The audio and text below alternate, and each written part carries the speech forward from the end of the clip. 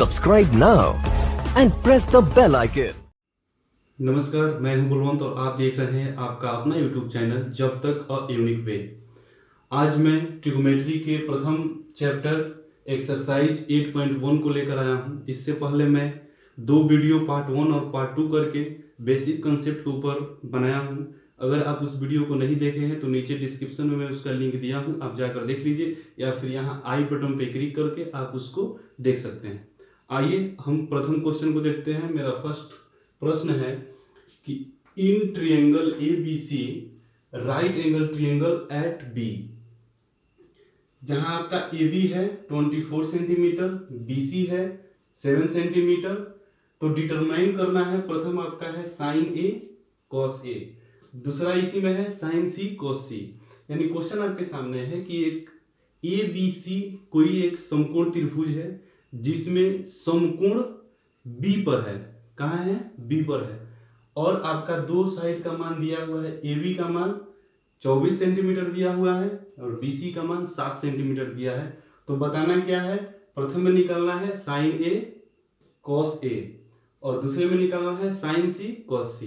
तो सबसे पहले आइए अब हम सबसे पहले एक राइट एंगल ट्रायंगल ड्रॉ करते हैं।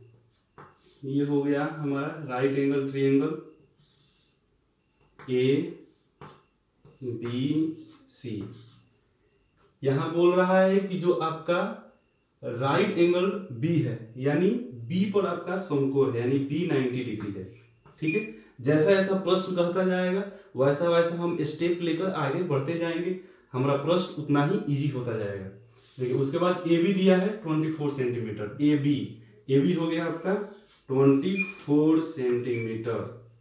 उसके बाद है BC का वैल्यू दिया है, BC का वैल्यू दिया है 7 सेंटीमीटर, BC 7 सेंटीमीटर। और यहाँ AC यानी कर्ण का वैल्यू आपका नहीं दिया है, तो इसको हम ले लेते हैं वाट, यानी इसको मान नहीं दिया है।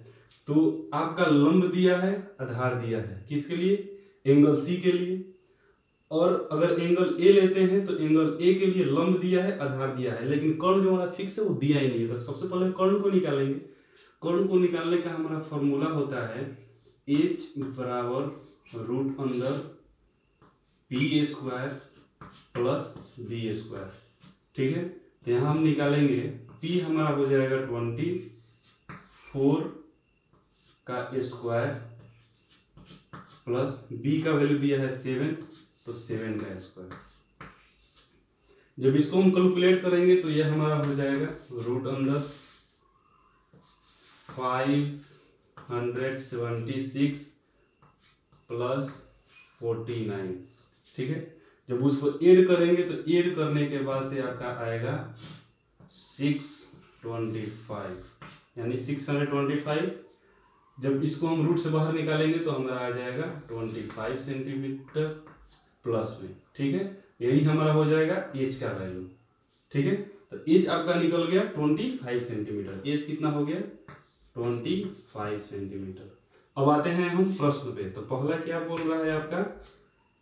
साइन ए और इसी में निकालना है कॉस ए। ठीक है, तो साइन ए निकालना है। तो साइन ए सबसे पहले देखेंगे एंगल ए कहाँ है, तो एंगल ए यहाँ है। इसके लिए जो साइन में हमको लंब चाहिए, कर्ण चाहिए, तो लंब हो जाएगा आपका BC। ठीक है, BC यानी हो जाएगा आपका साइन ए। तो साइन ए का वैल्यू आपका क्या हो जाएगा? BC upon AC। BC का वैल्यू आपका दिया है कितना? तो 7 और AC का वैल्यू आप फाइंड किए हैं 25। ठीक उसी प्रकार cos A निकालेंगे। देखिए cos A निकालेंगे तो cos के लिए हमको क्या चाहिए? आधार और कर्ण। एंगल A के लिए आधार क्या है आपका? ये तो लंब हो गया, आधार आपका हो गया 24 और कर्ण फिक्स है 25। तो क्या हो जाएगा? आधार AB बाई AC। तो वैल्यू आपका हो जाएगा 24 माइनस 25। ये तो हो गया आपका जो प्रथम फर्स्ट में दिया है आपका, वो हम निकाल लिए। अब देखते हैं सेकेंड वाले का। ठीक है, सेकेंड वाले में क्या निकालना है, देखिए सेकेंड वाले में निकालना है साइन सी, उसी में निकालना है कॉस सी। ठीक है, यहाँ एंगल हमको सी को लेकर चलना है, एंगल हमारा सी है, सी के लिए लंब हमारा हो जाएगा 24 यानी ए बी, आधार हो जाएगा बी सी 7 सेंटीमीटर और कोण जो फिक्स है 25 सेंटीमीटर। तो साइन के लिए क्या चाहिए हमको, साइन के लिए चाहिए लंब और कर्ण। ठीक है, तो साइन सी, सी एंगल यहाँ है, सी के लिए लंब हो जाएगा आपका 24 और उसके बाद लंब बटा कर्ण होता है, कर्ण आपका हाइपोटेन्यूज 25, एसी दिया है, एसी आपका हो जाएगा 25। उसी पर निकालेंगे cos सी, फिर एंगल सी के बारे में बोल रहा है तो सी के लिए आपका आधार, cos के लिए क्या चाहिए आधार बटे कर्ण, तो आधार आपका हो जाएगा BC 7 सेंटीमीटर और आपका है कर्ण, कर्ण कितना है 25 सेंटीमीटर। ये था एक्सरसाइज का फर्स्ट क्वेश्चन, बहुत ही आसान है, मैं अनुमान और आशा करता हूं कि आपको समझ में आ गया होगा। आइए अब चलते हैं सेकेंड क्वेश्चन पे। दूसरा क्वेश्चन आपके सामने इस प्रकार है, जिसमें आपका एक राइट एंगल ट्रायंगल दिया हुआ है और इसमें पूछ रहा है कि find the tan P minus cot R। ठीक है, जो एक फिगर दिया हुआ है, इसमें P Q का वैल्यू दिया है, P R का वैल्यू दिया है, Q R का वैल्यू नहीं दिया है। तो हमारा सबसे पहले मोटो होगा कि हम इस जो राइट एंगल ट्रायंगल है, सबसे पहले इसके तीनों साइड की जानकारी हमको हो जाए। तो देखिए पी क्यू की जानकारी है, पी क्यू की जानकारी है, पी क्यू आपका दिया है 12 सेंटीमीटर और आपका पी आर दिया हुआ है 13 सेंटीमीटर। ये कर्ण है, ठीक है, और पी क्यू और Q, P Q Q R, ठीक है, ये कर्ण हो गया। तो अगर इसके लिए ये लंब हो जाएगा, इसके लिए ये लंब होगा, इसके लिए ये आधार होगा और इसके लिए ये आधार होगा। ठीक है, क्योंकि यहाँ पे P और क्यू आर दोनों एंगल की बात किया है। ठीक है, तो एक अगर जनरली हम निकालें तो अगर इसका मान निकालें क्यू आर, तो क्यू आर बराबर हमारा हो जाएगा रूट अंदर पी आर का square minus P Q square. ठीक है, वैल्यू हम पुट करेंगे, पी आर का वैल्यू हमारा दिया है 13 का स्क्वायर माइनस पी क्यू का वैल्यू हमारा दिया हुआ है 12 का स्क्वायर। ठीक है, यहां तक कोई दिक्कत नहीं है, इसके आगे देखते हैं, समझते हैं, फिगर निकालते हैं आगे। तो 13 का स्क्वायर करेंगे तो हमारा हो जाएगा 169 माइनस 12 का स्क्वायर करेंगे तो 12 का स्क्वायर होता है 144। उसके बाद जब हम इसको सब्सट्रैक्ट करेंगे, घटाएंगे, तो ये हमारा हो जाएगा रूट अंदर 25 और जब ये रूट से बाहर निकलेगा तो ये हो जाएगा हमारा +5। यही हो जाएगा हमारा किसका मान, तो क्यू आर का मान, तो यहाँ हो जाएगा 5 सेंटीमीटर। देखिए अब अपने प्रश्न पर आते हैं। प्रश्न हमारा बोल रहा है tan P minus cot R बराबर क्या होगा। देखिए यहां लिखते हैं tan P minus cot R। ठीक है, tan P बोल रहा है तो हम P एंगल को देखेंगे, हमारा P एंगल कहां है, P एंगल ये है, P के लिए लंब हो जाएगा आपका QR और आधार हो जाएगा आपका PQ। क्योंकि हमको tan P निकालना है तो tan थीटा का फॉर्मूला होता है लंब बटा आधार, तो P के लिए आपका लंब हो जाएगा QR बाई और आधार आपका हो जाएगा PQ। ठीक है, माइनस, अब कोट R पूछ रहा है तो हम R एंगल को देखेंगे। R एंगल कहां है, R ये है, R के लिए लंब होगा ये, आधार होगा ये, और कोट थीटा का फॉर्मूला होता है आधार बटा लंब, तो हमको क्या चाहिए आधार, तो आधार आपका हो जाएगा QR और लंब आपका हो जाएगा PQ। अब वैल्यू को हम पुट करेंगे, देखिए QR कहां है, तो यहां है 5 बाई पी क्यू का वैल्यू आपका दिया है 12 माइनस क्यू आर का वैल्यू आपका दिया है 5 और पी क्यू का वैल्यू दिया है आपका 12। जब इसको का हम आगे कैलकुलेशन करेंगे तो एलसीएम का हो जाएगा 12, फिर करेंगे यहां से आपका हो जाएगा 5 माइनस 5, इसको निकालेंगे तो हो जाएगा 0/12 और हमारा वैल्यू हो जाएगा 0। ये आपको मैं आशा करता हूं समझ में आ गया होगा। आइए अब चलते हैं हम थर्ड क्वेश्चन पे। तीसरा क्वेश्चन दिया है कि if sine A is equal to 3/4 calculate cos a and tan a। ठीक है, दिया है कि अगर साइन ए का वैल्यू 3/4 हो तो निकालना है आपका cos a का वैल्यू और tan a का वैल्यू। ठीक है, तो यहां देखिए साइन, सबसे पहले हम एक राइट एंगल ट्रायंगल ड्रॉ करेंगे। ठीक है, बिंदु को हम पॉइंटेड कर लेते हैं ए बी सी। ठीक है, इसमें देखिए दिया क्या है आपका sine A is equal to 3/4। ठीक है, sine A is equal to 3/4 आपका दिया हुआ है और साइन थीटा का फॉर्मूला होता है लंब बटा कर्ण। ठीक है, लंब बटा कर्ण। तो यहां से आपका लंब आपका हो जाएगा 3 और कर्ण आपका हो जाएगा 4। तो ए है ना, एंगल ए की बात बोला है तो ए के लिए लंब तो ये होगा, एंगल ए के लिए लंब ये होगा। तो ये बीसी आपका दिया है 3 और आपका कर्ण दिया है कितना 4। और हमको ए के लिए आधार निकालना है यानी ए बी निकालना है। तो ए बी निकालेंगे यहां पे हम, तो ए बी बराबर हो जाएगा रूट अंदर A C square minus B C square. ये निकालेंगे कैलकुलेट करेंगे तो आपका हो जाएगा 4 स्क्वायर माइनस 3 स्क्वायर। कैलकुलेट करने के बाद से आपका आएगा ये 16, ये 9 हो जाएगा रूट 7।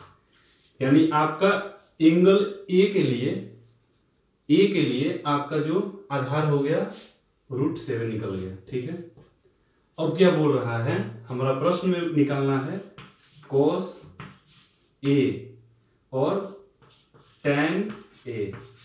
ठीक है, तो cos a, फिर एंगल a को देखेंगे, एंगल ए के लिए लंब हो जाएगा 3, आधार हो जाएगा रूट 7 और कर्ण हो जाएगा 4 और निकालना है हमको cos a। तो cos का फॉर्मूला होता है आधार बटा कर्ण। तो आधार आपका हो जाएगा रूट 7 और कर्ण आपका हो जाएगा 4। अब निकालना है tan a। तो tan का फॉर्मूला आपका होता है tan थीटा बराबर लंब बटा आधार। तो a के लिए लंब हो जाएगा आपका 3 और आपका आधार हो जाएगा लंब बटा आधार यानी रूट 7। तो ये रहा तीसरा क्वेश्चन। आइए अब चलते हैं चौथे क्वेश्चन पे। फोर्थ क्वेश्चन आपके सामने है, given 15 cot a is equal to 8, find sin a and sec a। ठीक है, तो दिया क्या है आपका 15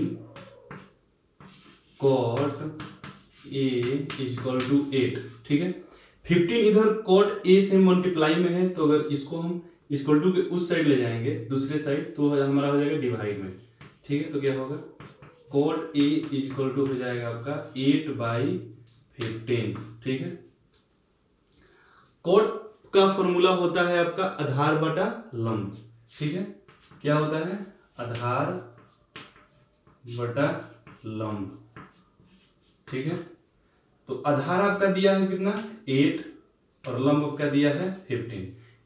अब हमको क्या निकालना है, कर्ण निकालना है। कर्ण इसलिए निकालना पड़ेगा क्योंकि हमको साइन ए निकालना है और साइन में आपको लंब और कर्ण की जरूरत पड़ती है। अब आइए हम एक राइट एंगल ट्रायंगल ड्रॉ करते हैं जिसमें इस वैल्यू को हम पुट करेंगे। पुट करने के बाद हम अपना जो हमारा कर्ण निकालना है उसको निकालेंगे। ठीक है, वैल्यू दिया है एंगल ए के लिए, एंगल ए के लिए आधार कितना दिया है आपका 8। ठीक है, और लंब आपका दिया है 15। कितना दिया है 15।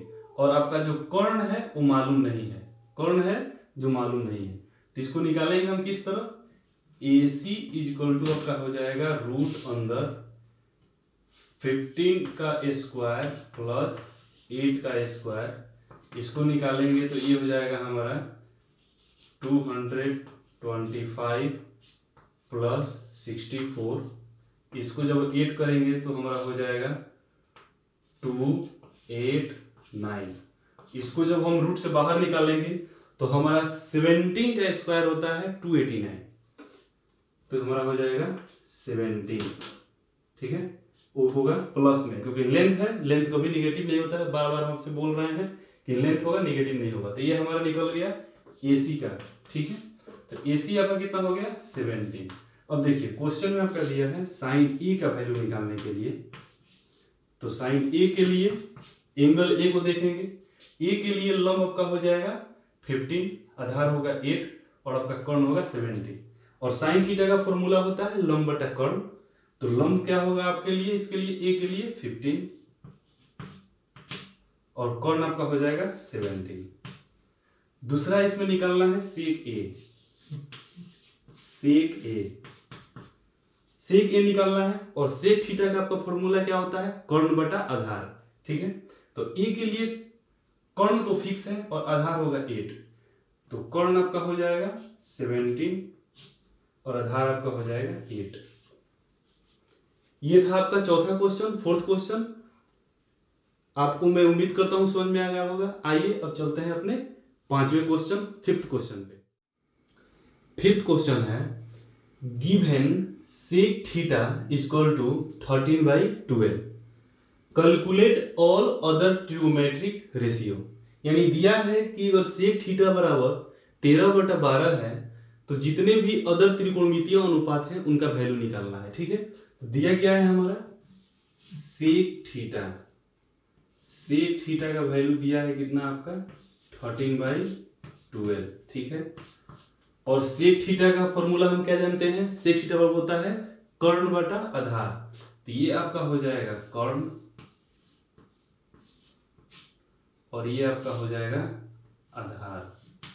ठीक है, यानी कर्ण का वैल्यू आपका 13 दिया हुआ है, आधार का वैल्यू 12 दिया हुआ है। तो आइए अब हम निकालना है लंब। लंब निकालने के लिए एक राइट एंगल ट्रायंगल ड्रॉ करेंगे।